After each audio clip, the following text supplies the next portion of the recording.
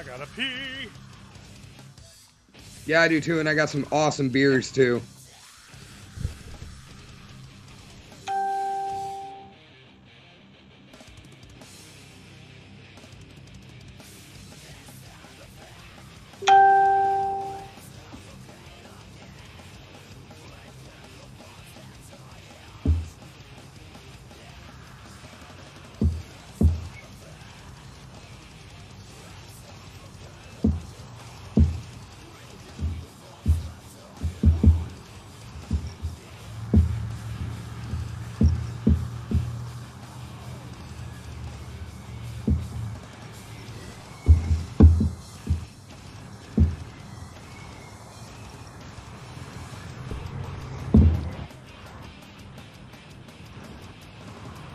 Hello, hello.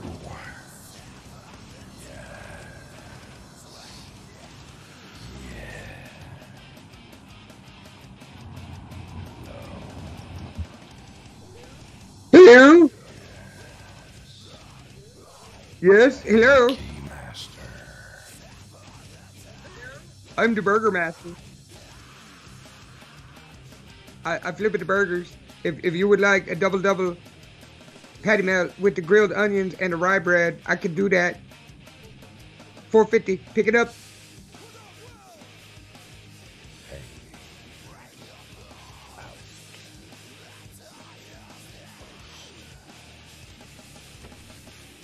Hello, Jordan.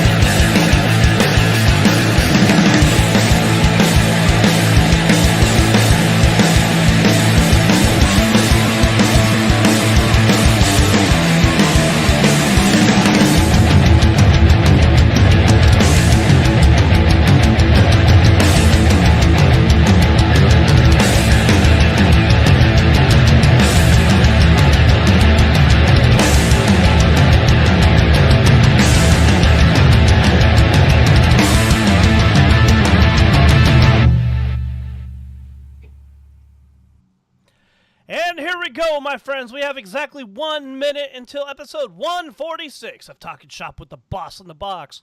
And our agenda today to just hang out and talk, because we've had a lot going on. We have a lot to talk about. We want to talk about it on the air with all of you. Yep, all of you. All of you, your friends, your mothers, your girlfriends, your boyfriends, your distant cousins. Maybe even that guy who used to, like, cut your hair back in the day, or the dog groomer. Invite that motherfucker in here, too. It's Let's Danica talk some shop. It's Danica Budwin. Oh, God.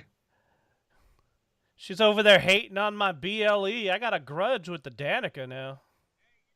Hey, you know what? You show the What a Drag wrestling heavyweight champion some fucking respect. She just beat Dreamy I got Drew. Some respect for her. Ladies and gentlemen, are you ready to talk some shop? The boss in the box. Talking shop with the boss in the box. Talking shop with the boss in the box. Talking shop with the boss in the box. Talking shop with the boss in the box. Boy. And then our champion panel, the three guests that carry this show. That's right. And we love all of them equally. Just some more equal than others. Ladies and gentlemen, episode 146 of Talking Shop with the Box is here. Hello. I like how you called it Talking Shop with the Box. I have a speech impediment. What's up, everybody? Welcome to, I thought we were on 147, but I guess it's only 146 of Talking Shop with the Boss in the Box. I am one half of your long lost, handsome, humble, heavyweight co-host duo, the Lunchbox. That is one word, capital O, capital B. Thank you very much. Joined, as always, to my top side, the badass, big dog of bullshit, blood draws, bastardization, bunt cakes, and butt crack. I got a lot of butt crack. The one and only Brandon, the Boss Blacker. Good evening, sir. Hey, been a while. Yes, it has, and thank you so much for that wonderful, wonderful introduction. That was a lot of fun. Hey, we are here, and you know what? We have a lot to talk about and nothing to talk about at the same time. This is going to be like an episode of Seinfeld. It's a show about nothing and a show about everything. First of all, never compare our show to Seinfeld again. I'll hang the fuck up on you. Well, you know, Dave, hey, you hate Seinfeld as much as I do. You know, Seinfeld, I liked Elaine. Elaine's hot. You know what? As a kid, I didn't think so. I like her a little more now. I was a big fan of Cosmo Kramer. Mostly because I had a friend that had hair just like him. Oh, I was going to say, are you a fan of racists? No, I was a fan of Cosmo Kramer, not Michael, whatever the fuck his name is. Michael Richards, yeah. Hey, there's a difference between liking a character and liking a person. All right? So is that the wrestling equivalent of Chris Benoit? You know, on a much less grand scale. Yeah. Oh yeah. Okay. Anyways, let's tiptoe away from that kind of stuff. Mr. Lunchbox, man, what have you been up to? Man, you know what? First things first. Let's talk about what we are drinking. I made a trip up to the 916 this Saturday to take my son running around for his birthday. And you remember that brewery we kept driving by every morning on the way to Aftershock and every night on the way home, and they were never fucking open. Yes. Dark Hearts Brewing Co., baby. I finally got to stop in. That looks nice. Yep. Actually, I've had their oatmeal stout. This is the Marzen. Of course, the first two I've drank are the generic label cans. It's a 6.8. A Marzen is a German Kolsch style beer, very similar to a Heineken, but with a little darker. I like how you put the German in Heineken. A little Heineken. The Heineken. Hey, man, part of the point of being a master of the verbal vernacular vehicle that I am is to always try and throw in proper accent and vocal inflection. I'm no Madam J, who speaks 96 languages, but I By do the what I way, can. speaking of Madam J, I gotta say, I had a short conversation with her on a Messenger the other day, and she told me a little something that she's planning on doing, and I'm really actually looking forward to her executing this. Madam J, if you were there, can I tell the audience and Mr. Lunchbox what you were talking about? She She told told me, you? of Okay. course, Okay, so if go but make sure she's cool yeah, with telling yeah, the okay. audience. So we'll come back to that. So go ahead, and if you are still here, let us know if we could tell the audience what you are planning on doing, because I would love to talk about it. Oh, go for it. Okay, excellent, good timing. So she she hit me up about doing about like recording programs and what would be good for this and that, recording her voice. She has, if you go back in our earlier episodes, say our game show episode that you saw at the very end of our intro, you will notice Madam J is there. Well, she has an amazing voice. It's very, it can go in all different directions, but, and I'm not the greatest at describing things, but she wants to record reading children's books and other books in general, I would assume. And I am all for it. I am all in on that. Like, if she started doing audio book recordings, I would start buying them. Yeah, me too. I would listen to her unless like it was something that maybe her voice wouldn't be suited for, and then I might even buy it twice because that'd be fucking hilarious. You know how you were saying like 50 or 60 episodes ago that you would like call someone in a Macho Man voice and sing like lullabies or read bedtime stories to them. I would do that for Read bedtime I would do stories. that for Madam J. I'll do it for anybody that pays me $5. Like, like I said, I do it for anybody that pays me $5. Any way to make money for the podcast. But it was Jillian Curran said that she was like, I'd pay, to have Lunchbox call me and read to me. And I was like, sweetheart, let's talk, and she's yet to call. Like, I think she got a little red faced when she said that, and I fired back.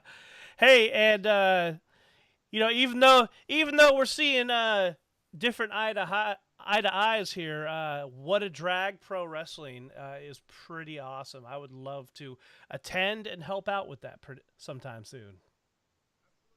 Absolutely, especially if it's the same location. I mean, shit, I'm gonna be there on the 12th anyway. Where was it at? The other day was at the Best of the West Studios, if I'm not mistaken. Okay. Yeah, that makes sense. So, dude, what a few weeks I personally have gone through.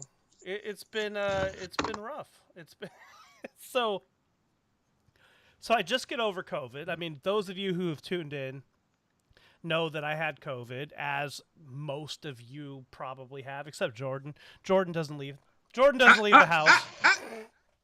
I dodged the bullet officially. Okay, that's fair. That's fair. You're that guy in the Walking Dead meme where it's like just 3 or 4 people going avoiding COVID in 2022. Yeah. I thought I was that person, but nope. It hit me as soon as I posted the goddamn meme. I caught COVID. Karma. That's what you get for talking shit. That was how I wound up having a kid. We were constantly talking shit when people were like, oh, we got kids. We can't. Oh, you got kids. You can't do it. A week or two later, my wife's like, yo, so I think I might be pregnant. I never knew that part of the story. I didn't know you were out there like talking shit saying we can't have kids. We're not having kids, whatever. Dude, we did the 2 things that guarantee you're going to have kids. Talk shit and had sex. Like, that was all we were doing at the time. Talking shit and doing the thing. And like, yep, paid for it. Actually couldn't be happier, though. Like, he just turned 3. And a very, very, very happy birthday to Mr. Wolfie. Happy And a very happy belated birthday to Hey, you. thank you. Oh yeah. So, and we'll get to that. So, I missed the podcast. You know, we had a birthday podcast for Lunchbox, and you know, you guys did something cool for me last year, and you did something cool for me this year. But man, these last couple of weeks have just or month or so have been rough, man. Like, you know, I had COVID for like 2 weeks. I'll tell you what, the 10 to 14 days that I had COVID, you know, where's some wood? I'm knocking on wood right now. It wasn't that bad. It was annoying. It was uncomfortable, but I will tell you this. What came afterwards is even worse than what I went through, okay? You ever heard of people getting what's called the COVID fog? Yes, my wife actually suffers from it. I have it now too. Like, it feels like I am 4 or 5 steps ahead of myself, and then I forget to do that last step every single time. So I'm like, all right, cool. I'm going to go to the kitchen, and I'm going to go grab a glass of water. So I'm going to go in the living room, pick up 9 or 10 different toys, put them in the toy box, go to the cabinet, grab a snack, and then I go back to my room, and I forgot my water. That's how everything is right now. So it's just slightly more forgetful than your normal self? Like, I'm usually very forgetful in the moment. Like, my long-term memory is usually okay, but my short-term memory now is even worse than it is. It's crazy. Right, and you also, I know you're a very meticulous planner. Like, you're the kind of guy, being a drummer, a promoter, a singer, a sound man, you know, and the guy who does all the magic that is this show. You're one of those people that, yeah, you take a while to get to it, but when you do, you sit down and you map it out and you put your shit together, write your list out, you know, and so I know that's got to be driving you batshit. That's driving me batshit, and my motivation is, like, I'm not depressed or anything like that, just like my motivation level. Usually I'm always like, yeah, let's go. I'm like fucking Joe in his wheelchair on Family Guy. Yeah, Peter, let's go. Yeah. No, now I'm just like, you know, because I just played a show at like the Phoenix Theater, and like I was excited, but I was just like, all right, it's show day. All right, okay, the guy's gonna be here at like 2. Like, I was just Mr. Magoo. Like, okay, it's time for a show. All right, let's get in the truck. Let's go to the show. Like, I just felt like a big dumb puppy. Okay, I mean, it happens to us all, man. Even your old buddy Lunchbox, the master of Monday motivations, has his days where, dude, I just can't get it in drive. I kind of had that today, and then I had a shitty load at Walmart too. So like, it was just like, fuck, man. Like, really, like, I was so slow. I have shitty loads every morning. It's great. I love it. Different shitty loads. Those happen too. Yeah, man. Okay, so and then we did Blacklist Pro Wrestling, which was, the whole night was just fucking incredible. It was amazing. Awesome. Wait, hold on. If we're going in chronological order, please. Brandon got COVID, kind of lasted through Valentine's Day. Valentine's Day was kind of lame on both our ends. We just did, you know, minor family shit. You know, is what it is. Sorry, we didn't have the ability to do the big flashy thing. I actually, 2 days before, went up, took my wife out to Sacramento, went and ate at our favorite Greek restaurant, visited our friends at King Kong Brewing Co., who were fucking closed when we went to Aftershock. But most importantly, what could be more romantic than taking your wife to Boo Trip Rogers? And this was before Blacklist, right?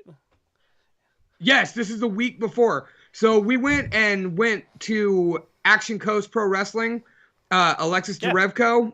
First of all, I just want to thank that guy. We asked if we can make sure we got the VIP tickets, just so we could get in early, because that's when Tripp was wrestling.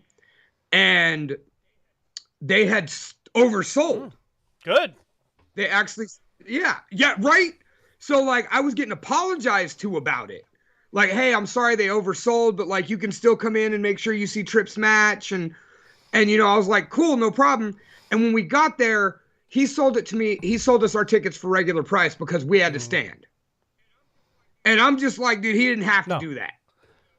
you know, like we still got our drink tickets, though I didn't even use them because you know it was just sodas, and you know me, I'm buying beer at a wrestling show, and you know he still just he cut the price for us, was a class act the whole time, got to you know boo trip Rogers and actually watch him have a good match. He threw his ring jacket at me. I caught it because I'm slicker than he is, and don't you fucking forget it, Trip. I know you're on a Facebook ban, but I don't give a shit. I'll still talk shit. And got to see Alpha Zoe from the World's Freshest Tag Team defeat Sean Sims from the Bike Club for the Action Coast Heavyweight Championship. No Bike Club. No Bike Club. Hey, your issues with the bike. What's up, fucking Tommy Cruise? Tommy Cruise in the house. Or as we like to call him, Bret Hart from Wish or the Dollar Store. I like Dollar Store better because it's old school, like Tommy Cruise, who has the best entrance music in CWA. I don't know. I kind of like Snipes. Okay, that's a different ballgame because Snipes has his own song. Oh, well, I mean, it's still a good song. Don't get me wrong, and it's great too. Like it's a real entrance. Same with Papo. But no, dude, like when Panama hits, you just know you're in for a good time.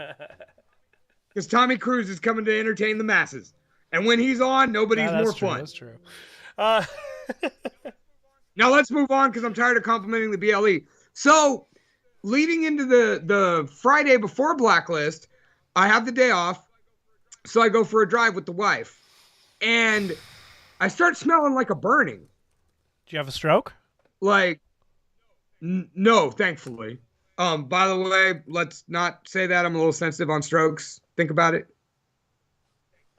Thank you. Anyway, so I was like, okay, I smell burning. Something's up with the car. And as we go to the car wash, because my kid's obsessed with it, I'm like, nah. Like, I can't do it. I can't sit in the car. It's making me nauseous. So we get home. I pop the hood.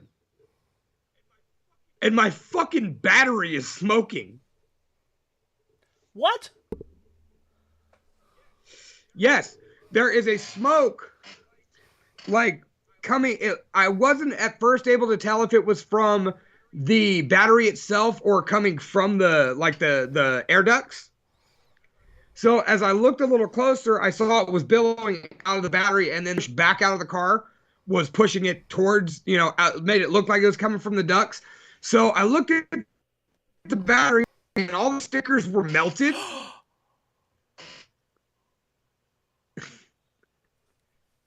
Oh my God. And it was billowing smoke. So me being the handyman I am, I grab my ratchet and shit and get everything, loosened up, grab my gloves and fucking pick it up, put it in the back of the truck, and it's just billowing fucking this like grayish greenish smoke. Like, wow. And it was a little swollen. Oh my God, dude. This is to quote Jordan, this is the new car? Yes. Actually, that's been my one complaint about this car is they basically sold me a car with a shot battery. Like 4-year-old car, otherwise completely pretty much brand new, but still a 4-year-old battery. So I wanted some help with it, but they're all the way in Sacramento. Is what it is, man. It's just a battery. Oh, man, you were going haywire tonight. It's because of the fucking battery, dude. It's because it was smoking and billowing. So, when I took it to AutoZone to swap it out, because, when you turn in a battery, you got to turn in a core charge. Right. So when he's like, okay, so where's the old battery? I'm like, it's in the bed of my truck, but it's billowing smoke. And, yeah, dude, I didn't want to carry it in. You got a cart. He's like, we do it when he came out, and he touched it with a hand and was like, yeah, it's kind of hot and swollen here, and put his gloves, kept it as far away from it as he could. So there's my interesting car trouble. So, how much do you have to pay for a new battery? About 175. Yeah, that sounds about right. I remember when I was younger, I feel like batteries have gotten way more expensive than they are now. Quadrupled in price, dude. That's what I thought. Because I remember having my Honda back in 2002. a Honda Civic, and I bought a battery for it, and it was like $60. Real quick. Very important. Hmm? Someone special has joined the chat. What? And I don't even need to say their name. All I need to say is,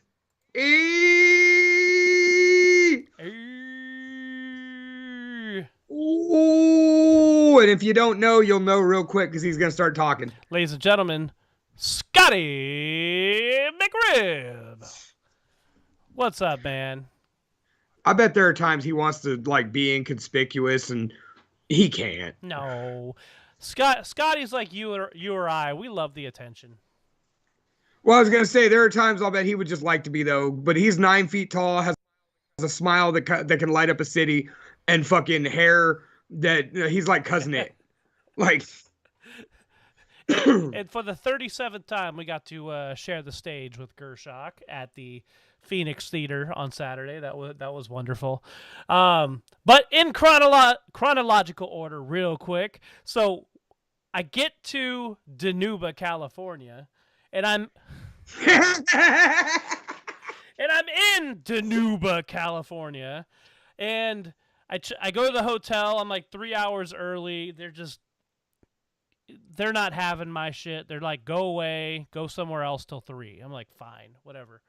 So I'm like, all right, I'll go check out downtown, which is why I'm like downtown. My hotel's like 2 minutes from downtown. So I'm like, dope. Okay. I drive. Dinuba's 4 minutes across, dude. There you go. There you go.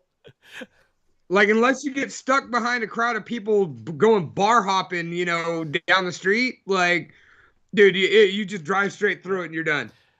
I've noticed, like, going to the Carl's Jr., going to the Walmart, and, like, surrounding places, everywhere is hiring over there. Like, they need help really bad. So if you need a job, there's a little tiny town south of Fresno that needs help. But all the good taquerias close at 3 o'clock on Sunday is fucking bullshit. Yeah, they don't want to stay till dinner. They got to have a siesta. Right. They want to go home and have dinner. They don't want to feed you. So I drive downtown to see what's over there, and within 4 or 5 fucking stoplights, I roll through a yellow stoplight, and I get hit by some 16-year-old kid. I'm like, come on, man. like we pull over and, we do all the normal stuff. And she's like, I don't know what to do. I've never been in an accident. And I'm just thinking to myself, what is this? Your first time driving? Like, you're 16. Come on. And she's like, yeah, pretty much. Pretty much. And I'm like, all right, do you have your insurance? And she's like, yeah, but I called my mom. My mom's on the way. I'm just like, oh, God. So mom comes, and then mom calls the cops, and the cops come. And by the way, the cops were cool as shit.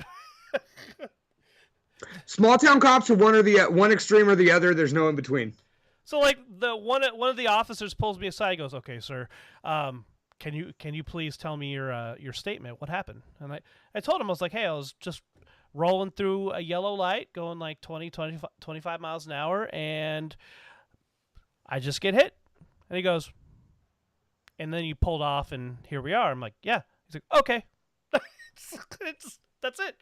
And then meanwhile, like, I'm standing there, and literally the whole thing takes like an hour and a half because mom decides to talk to the cops, and she's trying to get the cops to admit the fault and whose fault it was right then and there. And the cops were like, lady, we cannot do that.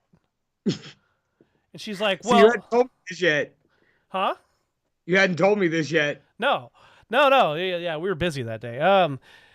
And she's like trying to coerce them. Like, come on, like, obviously it was his fault because like she's trying to coerce them, and the cops are just like, ma'am, I don't know how many times we have to tell you.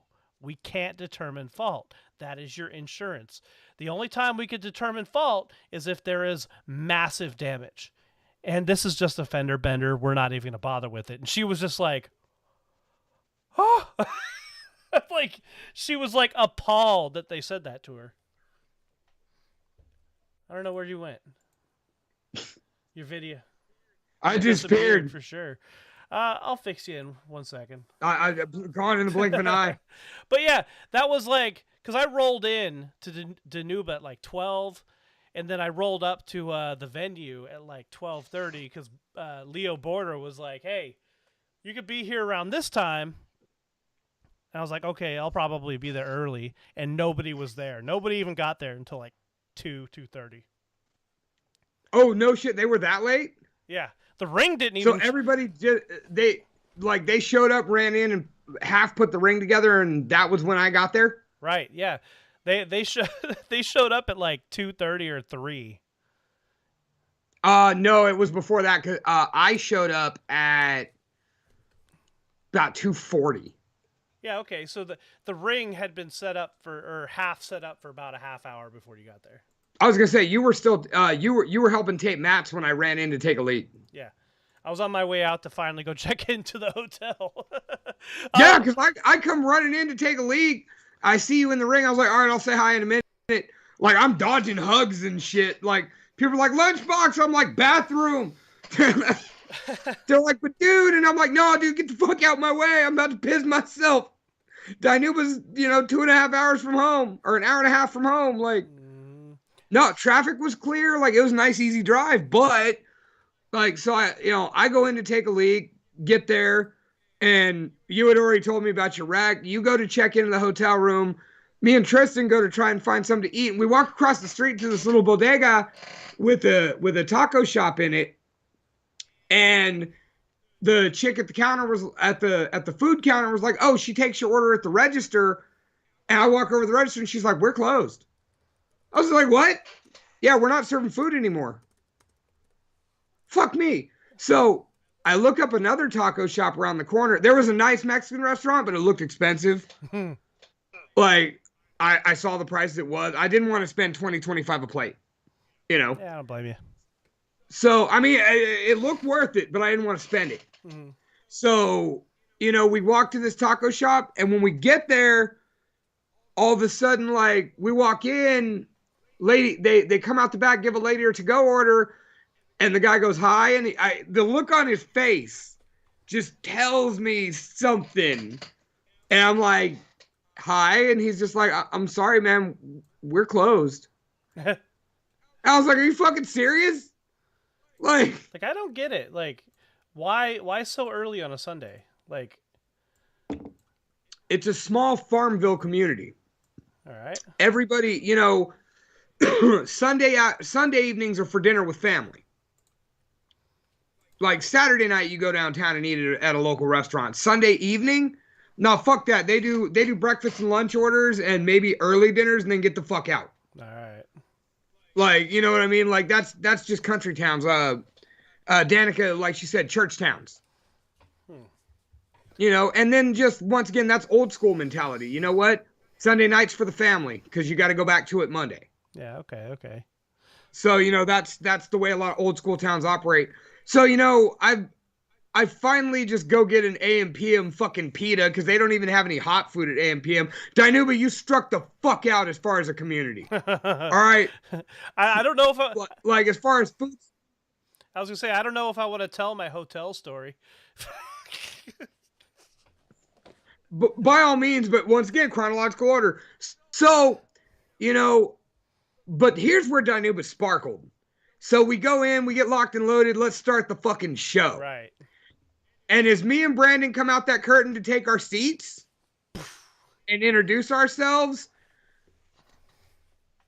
first we have to stop and delay our entrance by like 10 minutes because we went out and put out the last of the chairs. Mm-hmm. And we had to put out more chairs. No, we put out the last of the chairs. And by the time we put them all out, Bubba, there was still a whole back row of people standing against the wall.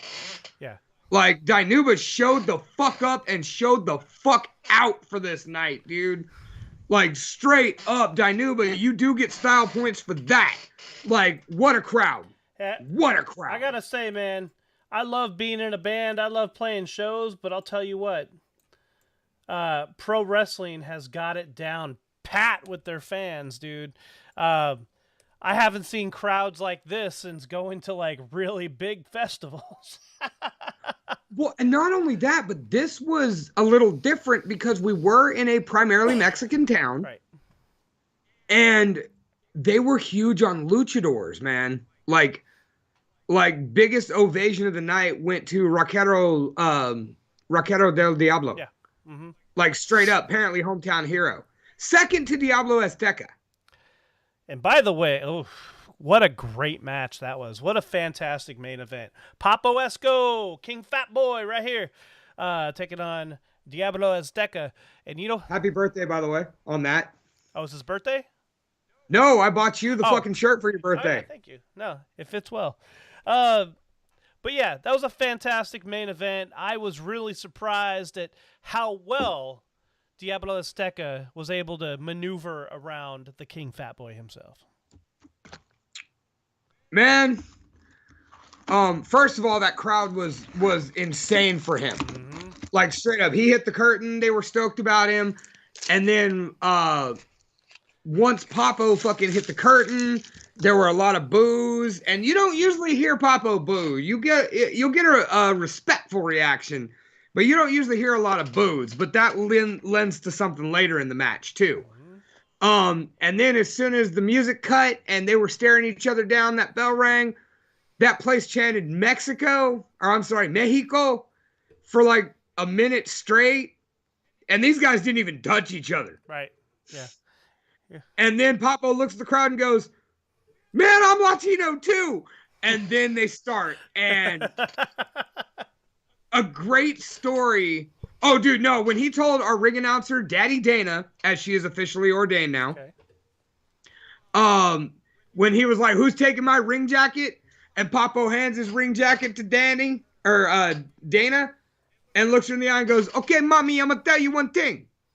Something happens to this, something's happening to you." And that whole crowd just goes, "Oh!" And he looks up and goes, "Shut up! You tell her the same thing." Oh my God! This is why I love pro wrestling, man. CWA and Blacklist have absolutely rekindled my love for pro wrestling. Part of it's being involved, and part of it is the talent we're lucky enough to be associated with. Absolutely, 100,000%. Like California, man, from SoCal on up north, man, some killer fucking talent, dude, and we're privileged to work with some of them, and hopefully we'll be working with more of them. You know, like I said, the talent on the rosters are fantastic. A lot of good people. There's some monsters in there, some big fat bullies that I got a problem with, and I was gonna make sure we touched on this. And I gotta say, as a color commentator, I open my mouth and I talk shit. It happens. But you know what? You put your hands on me, something's coming to you, and you're not going to like it. So, Devin Danger, Sean Sims, or whatever the hell your name is, you may call yourself monsters, but when I'm done with you, those monsters are going to be 6 feet under.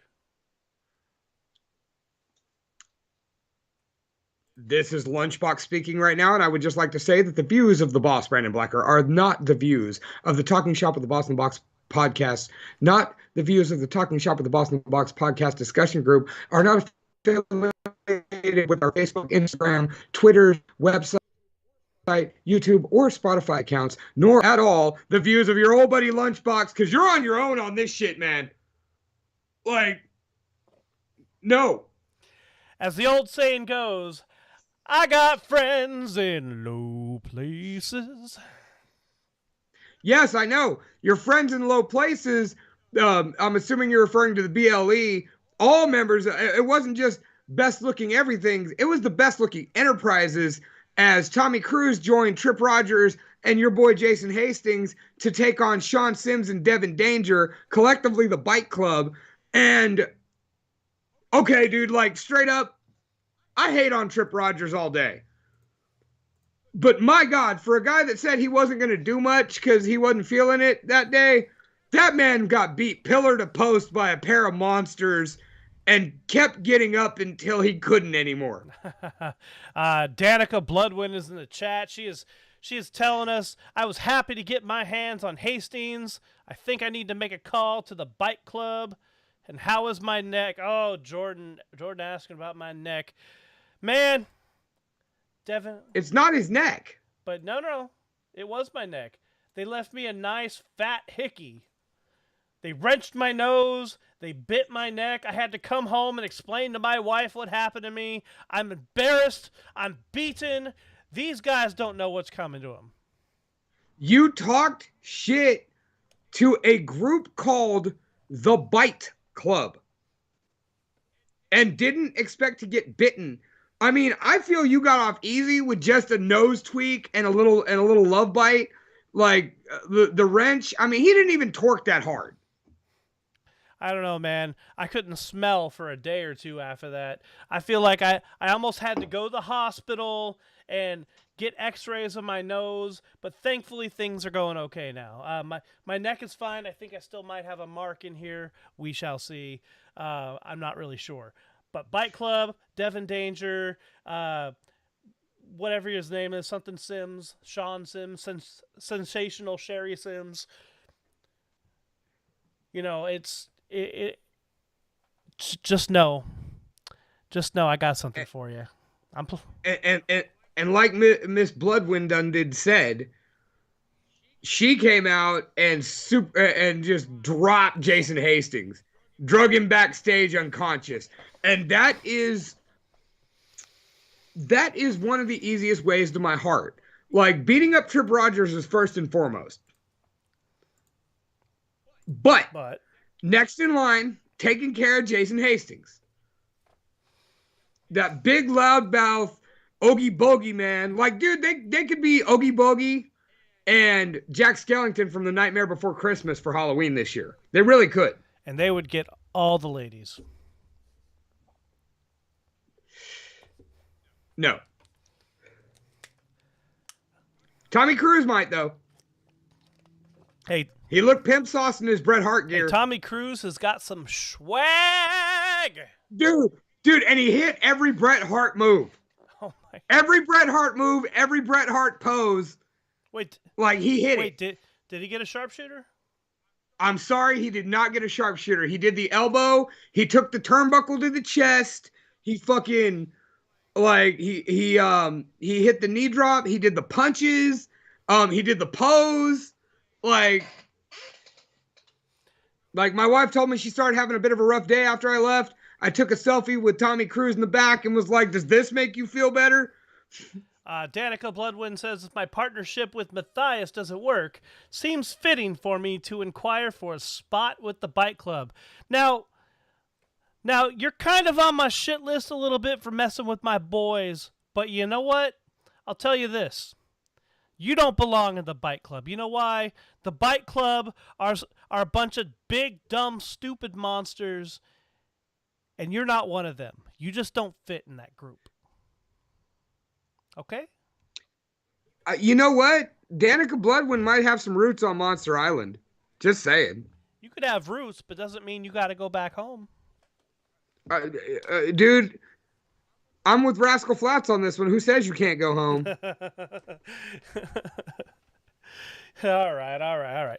Anyways, so I come rolling in the Blacklist with my bumper duct taped to the rest of my car so I could drive it. And all right, so the whole bill was awesome. We saw a 7-foot giant take on an immovable gravity of force with Harshaw Smith. And dude, that was cool to see. That not only was that cool to see, and I really hope Alex Ace makes it out more often. That guy, not only was he an incredibly nice guy, but it was cool to see a giant, an honest-to-God giant show up. And he told me he's got a lot more in his back pocket. And I want to see that. Me too. But if we're going to talk about important moments at Blacklist Pro Wrestling the other night, we have to talk about the debut of Muggsy Cruz. Ooh, wow.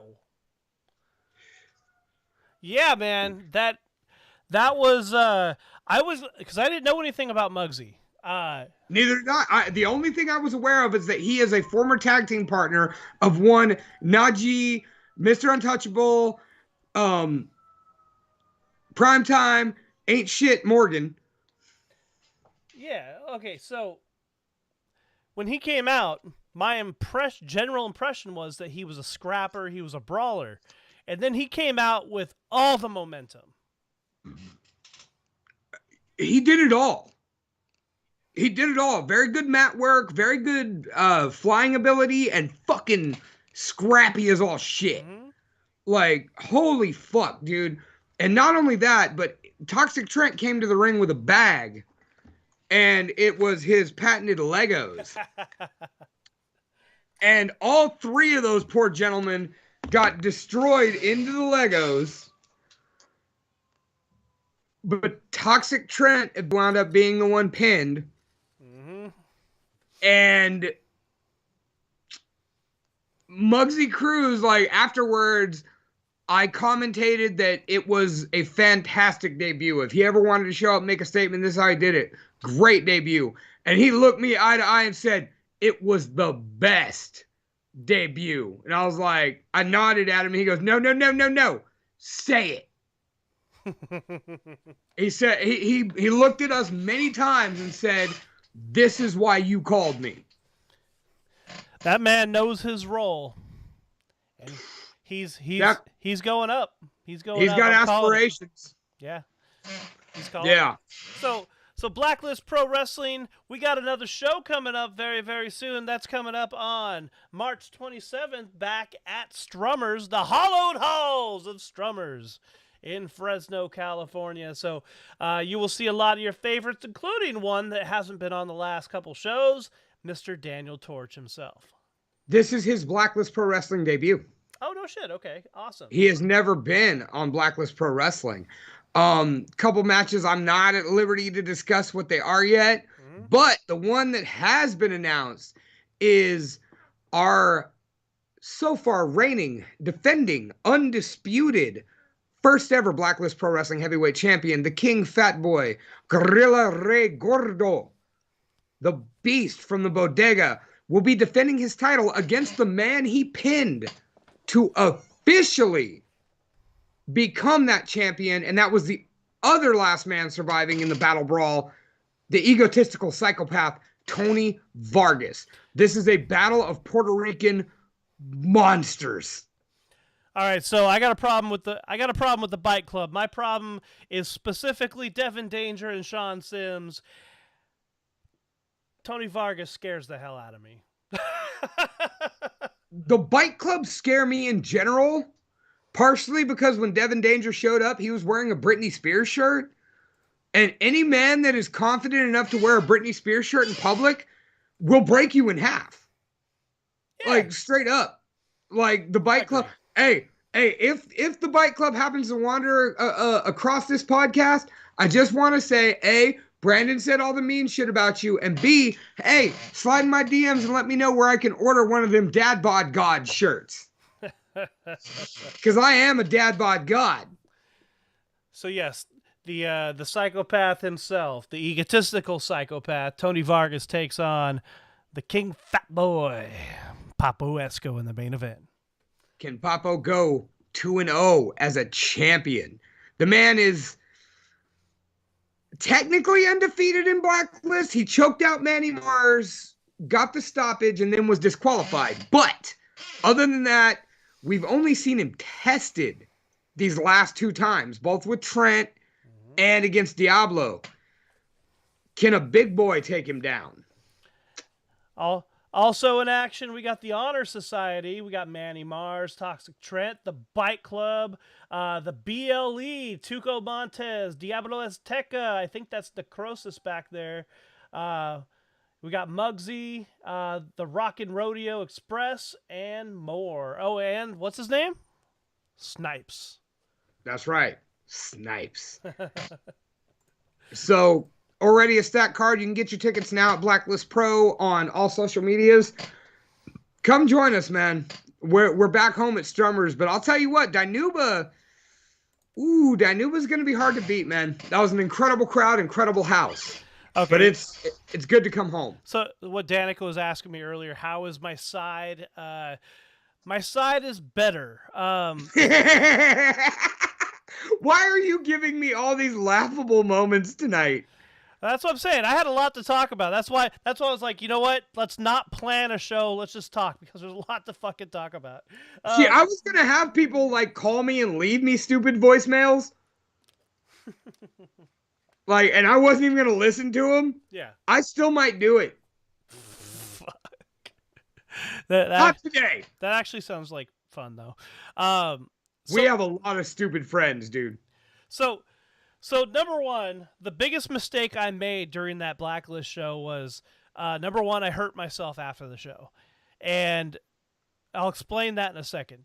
The second thing that was hilarious to me was the fact that I was walking around trying to get sympathy from pro wrestlers because I hurt myself.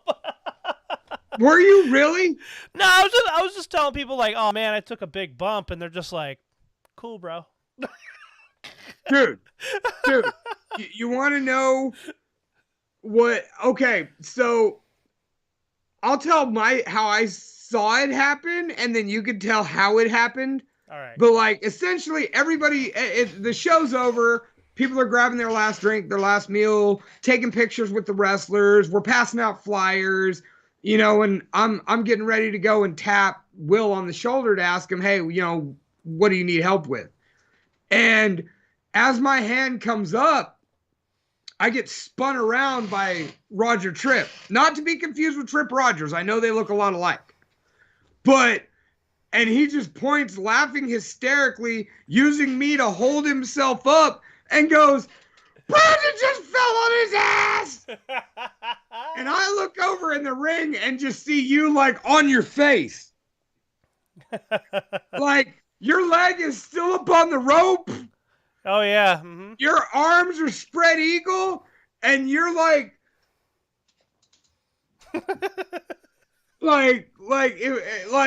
flat. Yeah. Like, just like pancaked out, and I'm just like, I'm worried about him now. Like, if I saw it happen, it would have been funny, but right now I'm kind of worried about him because, like, he's still laying there, and Danica Bloodwind's standing over you trying to coach you back to your feet. Okay. Like, she's trying to be all motivational, and you're just like, nope. Face down, like, kind of shaking your head. Okay, I wasn't face down. So what actually happened was I saw face down. I wasn't face down. I wasn't face down. What happened was it was either Danica or who was that kid that was in the ring? There was Bray. Who was that? Wait, not Bray, not Jason Hastings' 3-year-old. No, it was an older kid, like a preteen. Was it one of Will's? No. It was a white kid. Why do you gotta bring race into the factor? Well, just describing. Okay, so I couldn't remember if it was either Danica or if it was the kid, but one of them was like, you should just jump in the ring. Can you jump in the ring? And I was like, oh, it was Alejandro Muro. No. It was a kid. He looks like a little kid. No, it was an actual kid. He was in the ring, helping with the ring. You sure it wasn't just Javi? No. No disrespect to Ref Javi. Hey, man, I love Ref Javi. He's just got to learn to not smile when he's getting beat up. All right, so dude, and Micah Martinez is horrifying. Yeah, he is. Like, he looks like a little dude, and then he comes out in his trunks, and he's like 3 feet tall and 3 feet wide, and he can't put his arms down. That's why I call him Mini Pac. Mini Pac, man. He's mini Neville. Yeah, but he's more a striker. Anyway, proceed. The story is falling. So I see people fooling around in the ring, and I jump up there, and I'm just standing there, and I couldn't remember if it was Danica or the kid. They're like, you should jump in the ring. And I was like, I don't know. I'll try. And my original intention was to just kind of grab the ropes and jump up and be like, nah, I can't do that. But what happened was I put way too much strength into it, and I grabbed the ropes, and I jumped up, and I cleared the rope, except for my left ankle hit the top rope, and I corkscrewed and took a bump in the ring over the top rope. And when I did that, I completely, like, just wrenched my right side muscles. And I can still feel it today. It's definitely not as bad today. Okay. My wife is trying not to laugh. She could laugh. It's okay. But, like, when I fell into the ring, I felt the muscle pull. It almost sounded like a snap, and I was like, "Ah, shit, this isn't good." And Danica's over here trying to, like, she wanted to do some sort of move on me, so she, like, picked me up behind my arms and drugged me past the turnbuckle. And I sat up like Undertaker style, and I was like, "Oh shit, that's not good." And then Muggsy comes over and chops me. And so I fall down, and then I feel the pain on my side. I'm like, oh, that's not good. I'm like, guys, nope. And Danica's just like, I wanted to do a move on you, and I'm like, I'm fucking hurt. I'm out. And I roll out of the ring, and I'm just looking like a fat old guy holding my back the rest of the night. Like, oh. I just want you to know, Danica Bloodwind is having an awesome time in the chat right now. Oh, I know. Like, and I would just love this. I can see her sitting there cackling, drinking packets of blood at her fucking laptop right now. Like, I can just see it, like, clear as day. Hey, I gotta say though, for 250 pounds, I mean, it wasn't the way I wanted to get in the ring, but I made it over the top rope. It doesn't count as making it over the top rope if you clip yourself and fall in. Hey, man, I was trying to do some John Morrison shit. It just didn't work out. You didn't make it. All right? Like, okay, I get in a weird sense you made it into the ring, but you didn't make the jump. You definitely didn't stick the landing. I did not. Jordan, when you told me this, Brandon, I was like, why? Well, like I said, I wasn't intending to actually do it, but it just ended up that I ended up doing it on accident. Who's sending me messages? Hey, I mean, I'll give you some love, dude. Like, don't get me wrong. I'm probably notedly the more athletic of us two. We're both pretty unathletic. Well, so like only because you lost a whole bunch of weight and I haven't. So there you go. No, even when we were of comparable size, I'm probably known to be more quote unquote athletic. I'm not saying I'm athletic. I'm not. Like, but I'm known for that bouncing, hopping energy. Like, you know, you walk at 1,000,000 miles an hour. It's incredible to behold, actually. If any of you ever see Brandon walking around at a venue, he power walks at like 600 feet per second. It's kind of neat. He almost teleports.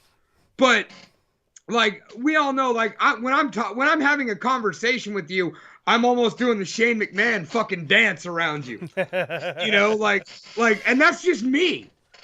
You know, I'm known for being very light on my feet. I would not attempt trying to jump over the rope because I'm not trying to get hurt and have to call my boss and tell him I hurt myself in the ring because he'll laugh at me. Hey, I still went to work. I didn't miss any work or anything, so I did hurt myself, but I toughed it out. But it was... You took the next day off. Because we had the day off. I worked... Oh, see, I thought you said you used either a vacation or a sick day for it. No. Because you're right. It was holiday. President's Day. Yeah. I found that, like, my wife didn't realize that till that Friday. And I didn't realize it. I pulled up the next day, clocked in, and realized I had 6 stores on my back and was like, oh, this is fucked off. It's Monday. I got a 10-board load at Walmart. Oh, wait a minute. So I was all tired and shit, called my boss. Hey, do I have loads today? No, bro, it's a holiday. Sweet. And I just kind of hung up on him. Yes. Yeah, big thank you, Danica Bloodwind. You did stretch me out. I was in a lot of pain. Her big ass picked me up and just stretched, let my fat ass just fall and stretch. So it helped. She's a monster, dude. Like, Danica Bloodwind could, like, wring you out like a beach towel. Mm-hmm.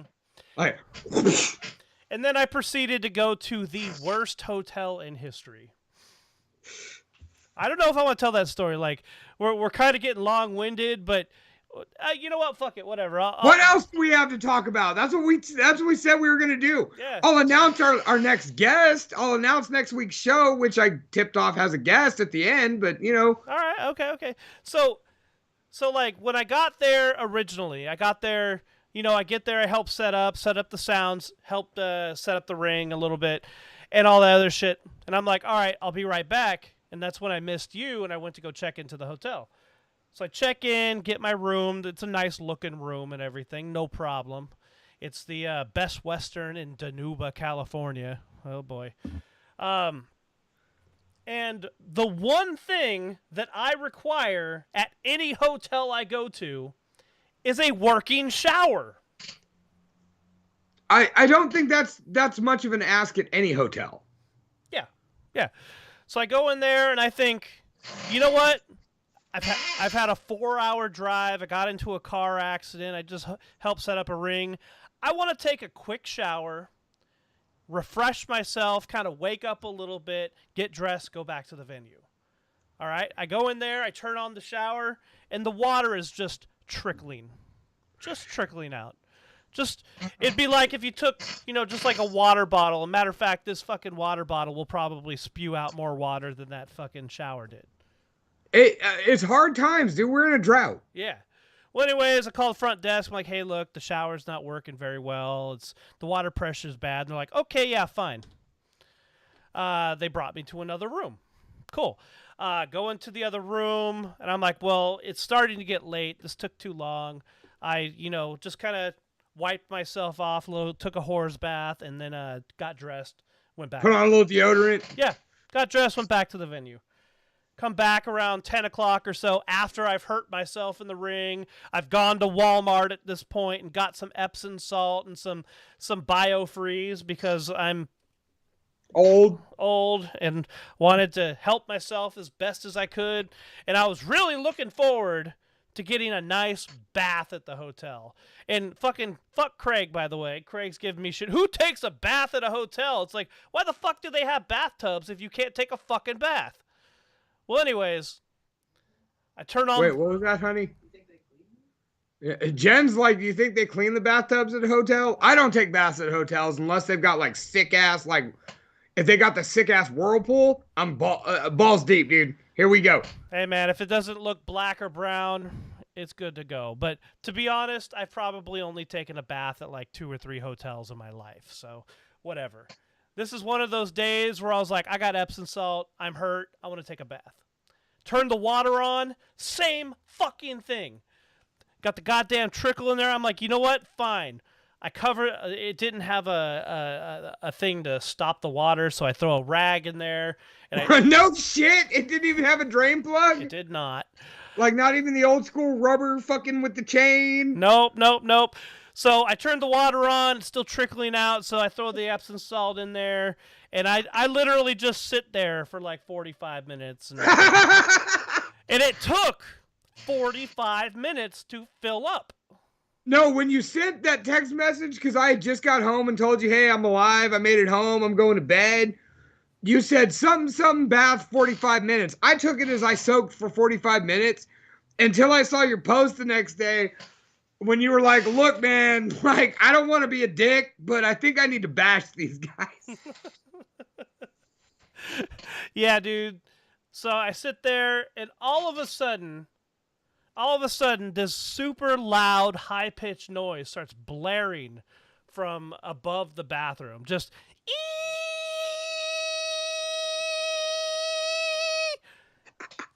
and it does this for 2 hours. Or more. I don't know. Because at this point, I'm out of the bathtub. At this point, I'm out of the bathtub. I'm on the phone with management trying to figure out what the fuck. Like, I'm trying to be a hardcore-ass Karen here because all this stuff's going wrong. I'm unhappy. I'm hurt. I'm in pain. I'm tired. Yeah. Right, the tub takes 45 minutes to yell and the roof's whistling at you. Yeah, I got it. Yeah. So I'm calling the manager, and the manager is literally telling me over the phone, "Are you the guy I moved rooms because of the water pressure?" And I go, "Yes." And he goes, "There's nothing else I could do for you. I can't help you," and hangs up on me. I go, "What the fuck?" So I call Booking.com and I explain the whole situation. He calls me back while I'm on the phone with Booking.com. I'm like, "Look, I'm on the phone with Booking.com right now, telling him the situation." He goes, "Oh, okay. So I walked the premises and it's just your room making that noise." And I go, "You think?" "Well, yeah. So, I don't have any more rooms for you, so I can't help you. So you could either stay or you can go." I'm like, "Motherfucker." Okay. Anyways, fast forward. A few minutes later, I finished my call with Booking.com, and he calls me back again, and he goes, "Okay, I got a room for you. It is the best room in the hotel, and it's a suite. It's like a big suite. There's like a little small living room in front, and then the bathroom, and then the back room." And I go, "Cool, awesome, whatever. Just it's midnight. I'm fucking tired. Can I just have a room that I can sleep in?" Okay. So I check into the room, whatever else, and everything's fine except when I go on to turn on the TV, and the TV only turns on and off. It doesn't change channels.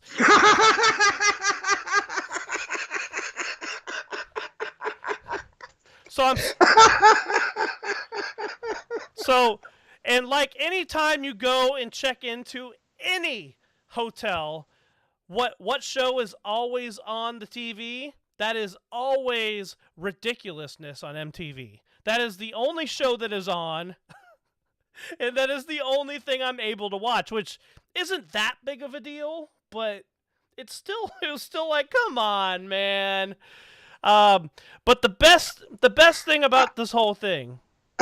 Oh, but wait, did the shower work? Yes, the shower worked. It wasn't great, but the shower did work. Thank you. And then the punchline to this whole thing, Lunchbox. That's a better punchline. The punchline to this whole thing. He goes, "Okay, I can give you the suite, but you must leave me a 5-star review."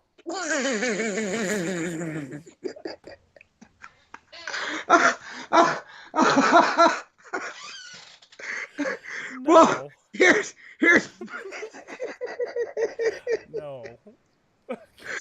You didn't. Oh, fuck no. Fuck no. Did you leave him any review? Did you slaughter him? Yeah, man. Wow. Yes. I explained the situation as clearly as I did right now. Like, it was just an utter shit show. I don't know if I'm overreacting, but I was upset. I was like, come on, man. I want to take a shower. I want to have a place where there's not a high-pitched blaring thing that's going to make me go insane. You know what, Brandon? Like, there have been a lot of times I've accused you of being a bit of a diva. Oh, for sure. Like, I won't deny that. Oh, and there have been a lot of times you've admitted to being a bit of a diva. Like none of these are things that haven't happened. But for you to demand a working shower, bathtub, and room that didn't have a high-pitched keying emanating from the roof? No, sir. For once, I'm going to go ahead and say you were doing the right thing and just asking for what you paid for. If you had to pay for that sort of shit, I feel like that should be in the advertisement. Hey, it's cheap, but the water might not work. Hey, it's cheap, but there's a weird sound coming out of the ceiling. Number one, it was not cheap. Number two, not only did I complain, but I did not get my money back. Booking.com reached out to me and they go, "Oh yeah, we accept your review of the property, but the best we could give you is $10." Did you take the $10? Yeah. I took the $10. The best. How expensive was it? $108. That's not too bad. No, but it was the best reviewed hotel in the area for sure. You know what, dude? Like, I don't know what you expected from Dinuba. like, like, for fuck's sake, dude. You go past Fresno till there's just barely no more Fresno, and then you hook a left off the freeway, drive for 10 more miles, and there's this town that has a Walmart, a Carl's Jr., an AM/PM, a bunch of fucking Mexican restaurants, a Wimpy's Hamburgers, and an indoor football, meaning soccer stadium. And that's where we that's where we set up shop. I don't know what high expectations you had. I'm sorry, sir, this is not the Bay Area. But like I said, I don't think you were being unreasonable by expecting your ceiling to not scream and you. Yeah, it was pretty bad. It was really bad. For fuck's sake, dude, why is the ceiling screaming? I don't know. The dude comes in and he goes, I don't know what it is. What did you do? And I go, what did I do? I didn't do anything. I took a bath. Bro, I turned on the water and the ceiling starts yelling at me. Yeah, sure shit isn't bloody Vegas. Yeah, I've had a suite at the Hard Rock Hotel in Las Vegas, and it is beautiful, and we didn't have any goddamn problems there. The ceiling stayed quiet. Excuse me. Yes, it did. Like, that's the one I'm staying on, dude, because bad water pressure happens. That could be some internal bullshit that just happened, and like, sorry, fuck, our water fucked up. We had to deal with it. You know, like, that shit happens. But your ceiling should not be making weird noises. And then to cap the entire weekend and my birthday off is I'm on my way home the next day, and I get into another car accident. Wait, what? You didn't tell me this. Okay, the only reason I didn't say anything before is just it was so quick. It was one of those weird stop and go, like everyone's going 60 miles an hour, then stopping, then 60 miles an hour, then stopping kind of traffic. Just, well, I rear-ended some dude's work truck that was already beat up all to hell anyways. I rear-ended him. We pulled off to the side of the road, and some guy who looks like he's just been painting houses for 12 hours gets out and he goes, "You good?" I go, "You good?" "All right, see ya." And we just drive off. So yeah, and then I've had a couple of those wrecks in my day. Yeah.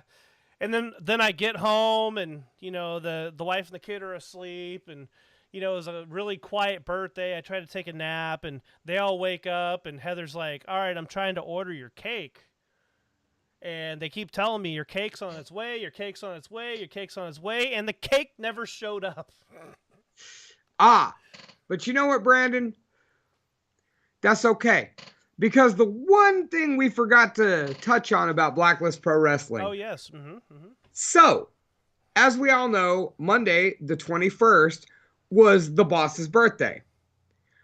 We weren't sure if we were going to be able to podcast because of, you know, him just getting home from Blacklist Pro Wrestling. It's his birthday. Heather might be trying to plan something, you know, etc. And, of course, last year, and those of you in the chat, thank you for being part of last year, where I presented him with Talking Shop with the Boss in the Box shirts. Thank you, Heather, by the way, for throwing his at him. You know, and we sang him happy birthday. One, I wasn't sure I was going to get to pull that off this year. And, of course, you did such a good job getting me videos for my birthday on the show.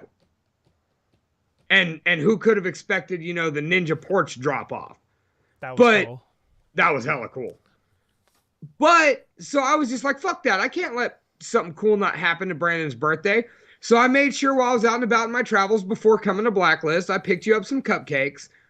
And after intermission, I started the show by asking you to join me in the ring while Daddy Dana lit the cupcake. Oh, I was so scared that bitch was going to drop our cupcakes, dude.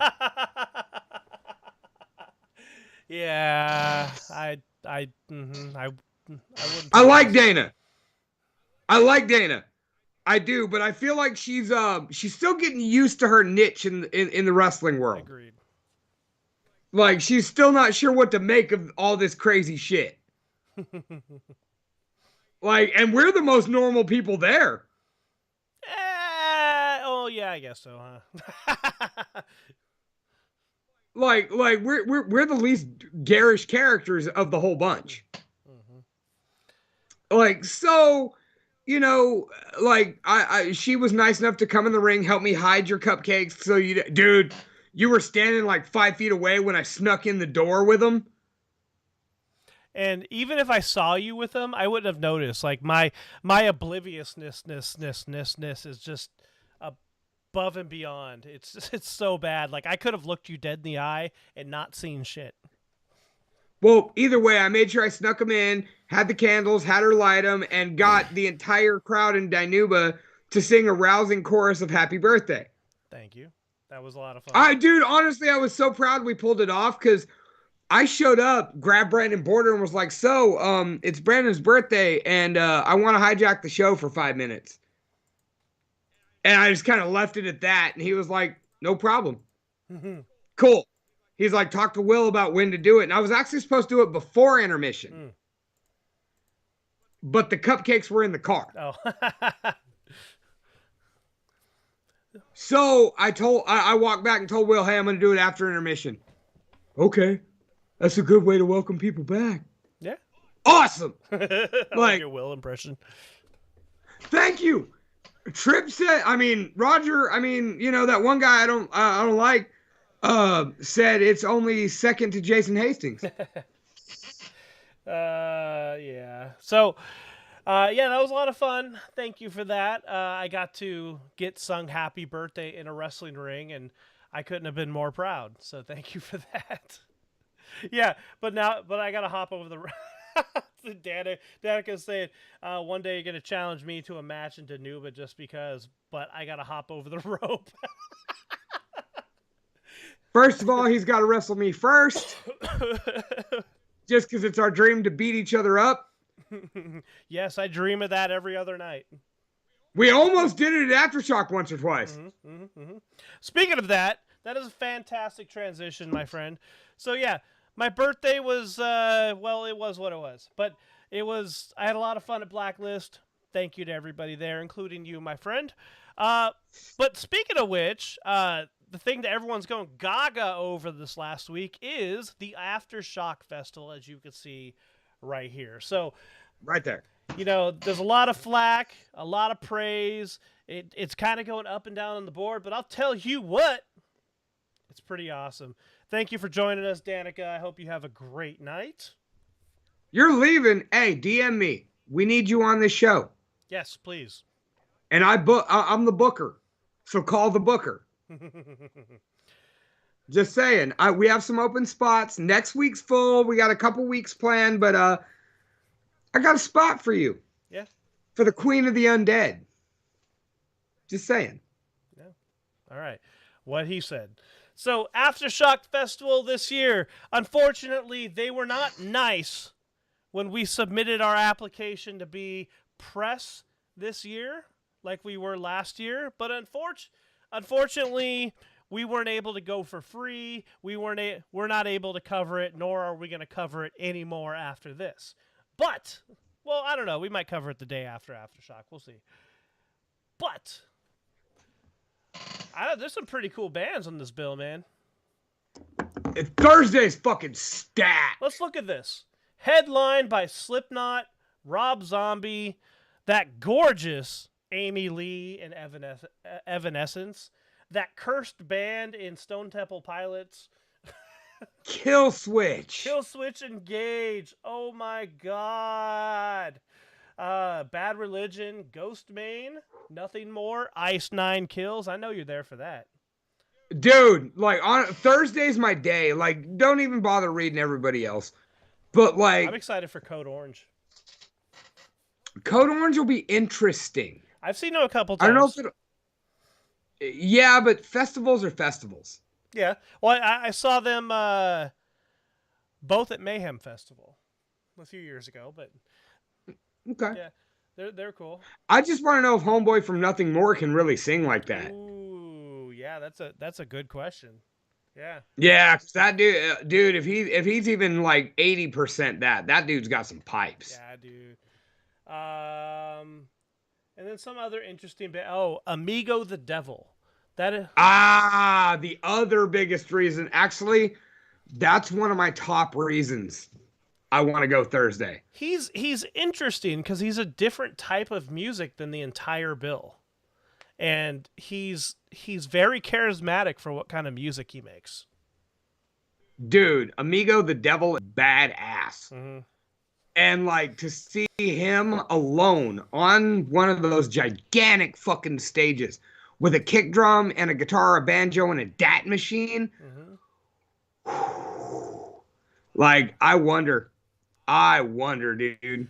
Well, I mean, like, the closest thing I can think to this is I went and saw Ed Sheeran like 5 or 6 years ago with Heather, and dude, You in? yeah, Ed Sheeran, yeah. And you know what? I gotta say that guy was incredible.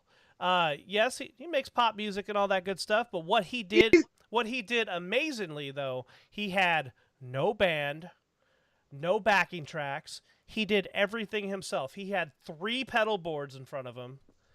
And what he did was he just looped all of his stuff and he played all of his songs that he just made right on the spot. Oh, dude, he's a badass. Like people can talk trash about him all day, dude. He's badass. Yeah. Yeah. So I was just like, when I saw that, I was like, man, he is cutting down on production costs with this. This is amazing. Good for him. Anyway, so that's Thursday. Friday is headlined by Kiss, Judas Priest, and one of these things is not like the other, Lamb of God. Yeah. Chevelle, Falling in Reverse, fucking Meshuggah, Bullet for My Valentine, Clutch. I'm always excited for Clutch. Motionless in White, Spirit Box, and Guar and fucking Ginger. Ah, you're forgetting Apocalyptica. Yeah. No, dude, I saw them live back in like '08 at the Boardwalk in Orangevale. Like, dude, it's not just a show, it's an experience. Okay. See, I didn't know that. Like, the only thing I knew about Apocalyptica was like Corey Taylor did something with them once. Corey Taylor, the singer from 3 Days Grace.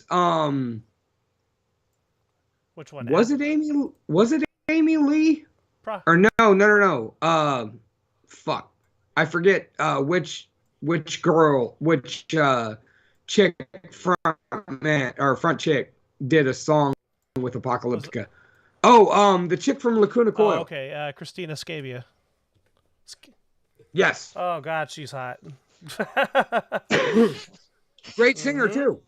No, dude, Apocalyptica was one of the coolest bands I've ever seen live. Speaking of Lacuna Coil, real quick, that was one of my favorite Aftershock experiences I've ever had. Was getting to see Lacuna Coil on a side stage with no less than like 60 people watching them. Swear Really? to God, it was awesome. I'll bet it was awesome. I saw them back at Ozfest 2001, and they were incredible. Yeah, because it was like one of those side stages at the very back of the festival. So I think there was like other big bands playing at the same time. So for like 60, 70 people just kind of gathering in front of the small stage for Lacuna Coil, it was like, this is amazing. Right, that cool ass intimate experience. Yeah, and I got to see Glassjaw that way too. That was really fucking cool. Oh, yeah. Okay. That was really fucking cool. And by the way, I will be at Glassjaw this Friday in San Francisco because they changed all the vaccine laws, so I can go to shows again. What venue? The Great American Music Hall. Okay. I'm actually going there to see Reverend Peyton's Big Damn Band in April. Sweet, dude. Yeah. So yeah, I mean the other days, like those are the days I have tickets for myself, Thursday and Friday.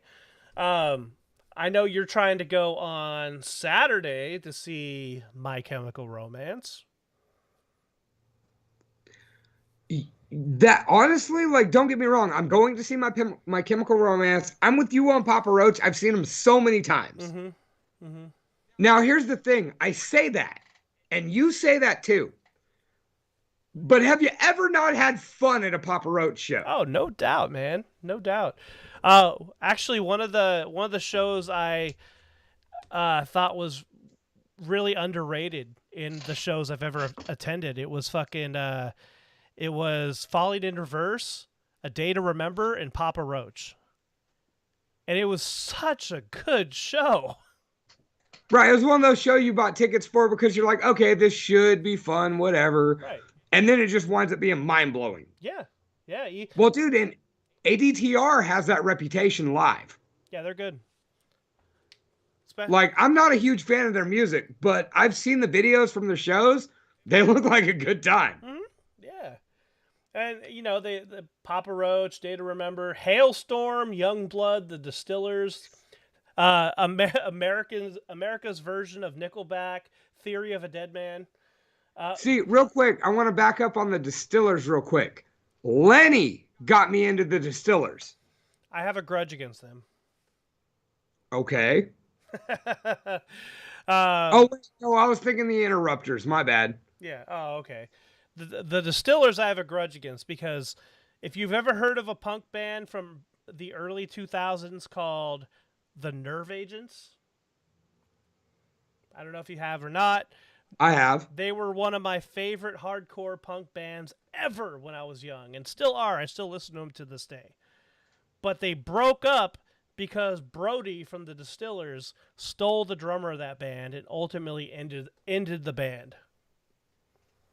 I'm still mad about that. Still mad. I'm still mad. You hold a grudge like no other. Sometimes. You're almost as petty as Craig. No, I can never be that petty. I can never be that petty. Ever. Only Craig could be that petty. Oh my god. And then the rest of the lineup for Friday, like Thursday, Thrice. I'd like to see Thrice. Thrice is good. I've seen them live. You'll like them. You'll like them. City Morgue, Beartooth. Still kind of a Screamo-esque lineup for the whole day, which is fine. Great. It fits. And then we get all rock and roll on Sunday when we have the Foo Fighters headlining Sunday with Shinedown and Bring Me the Horizon with the Pretty Reckless. You remember that chick from Willy Wonka and the Chocolate Factory? What? Actually, it was the Grinch. Was it oh, okay. Yeah, you're right. Yeah, she's Cindy Lou Who. Yeah, Cindy Lou Who. That's right. Well, she is hot now, and she is a singer of a really cool rock band, the Pretty Reckless, the Interrupters, Under Oath, Jelly Roll. I don't know who that is. Jelly Roll's a rapper. Is he a fat dude? Yeah. All right, that makes sense. Fat dude with face tats. Under Oath's pretty cool. Like, other than that, like, you don't want to see Zakk Wylde do Black Sabbath?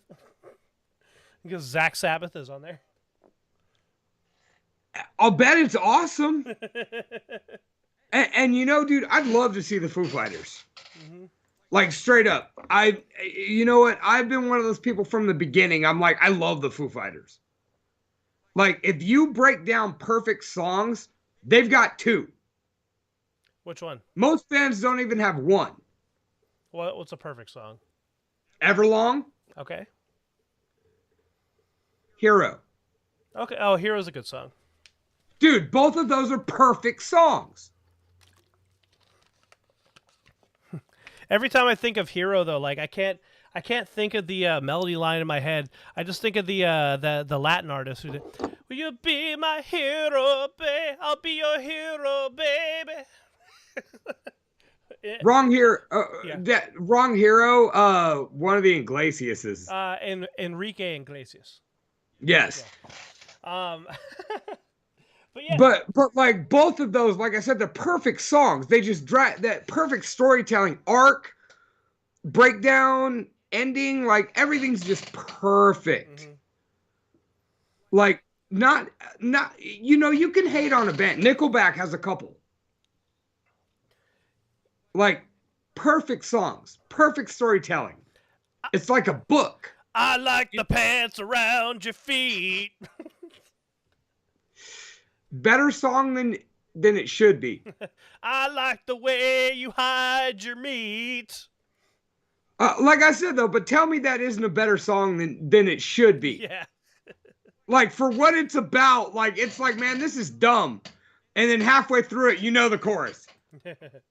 Yeah, no, for sure, for sure. Yeah, I like Foo Fighters too. My amazing, beautiful, smart, creative wife. She is. She doesn't like the Foo Fighters. Not one bit. You know what, Brandon? I love Heather. Heather has been nothing but kind to me, and she hates everybody. Mm-hmm. So the fact that she likes me makes me feel great. But she has terrible taste in music. I didn't say it. All right, so as we're talking about one festival, I want to kind of talk about this other one real quick. Would you go see the Foo Fighters movie? If I ever had 5 minutes to wipe my butt, yes, I would. Dude, I want to go see it. I hear it's actually pretty good. I got tipped off from somebody whose opinion I think I could align with, and it looks pretty good. What about this? What do you think about this? This is Dazed on the Green in Turlock on May 15th. What an incredible thing to come to Turlock. This is it's a 2-day festival, Saturday and Sunday. This is the rap stage, which is kind of the main stage, when you've got Wiz Khalifa, Ice Cube, Cypress Hill, and Bone Thugs in Harmony. Dude, I would have gone just for Bone Thugs in Harmony. Have you ever seen them live before? Yes, way back in the day. It's incredible. Yeah, like the late 90s. I saw them in like 2003. Yeah, that sounds about right. Like, they were on tour with ICP. Oh, no shit. Yeah, in Reno. That's fucking cool, dude. And they did the whole East 1999 and Eternal album. Ooh, that's my favorite, hands down, favorite R&B rap album, for sure. I don't know where you get R&B, but okay. Dude, they're the Boyz II Men of rap. Just because they use harmonies, which is so cool. Like, dude, we saw them live, and then we saw Lazy Bone on the next tour, and it wasn't half as good. Like, in unison, my God, Bone Thugs and Harmony was so good. I've never seen Cypress Hill, so I want to check that one off. See, that's going to be really cool for me. I plan to be there. This would be cool for me because, like, Cypress Hill, admittedly, was the very first hip-hop record I've ever owned. Was it Skull and Bones? Yes. That's 50-50 because they did 2 albums. They did the rock album and the hip hop album. Oh wait, no. Let me look up on Spotify real quick. I'll tell you what it is. 3 Temples of Boom. Hold on. I have to go way back because this is when I was like a wee lad.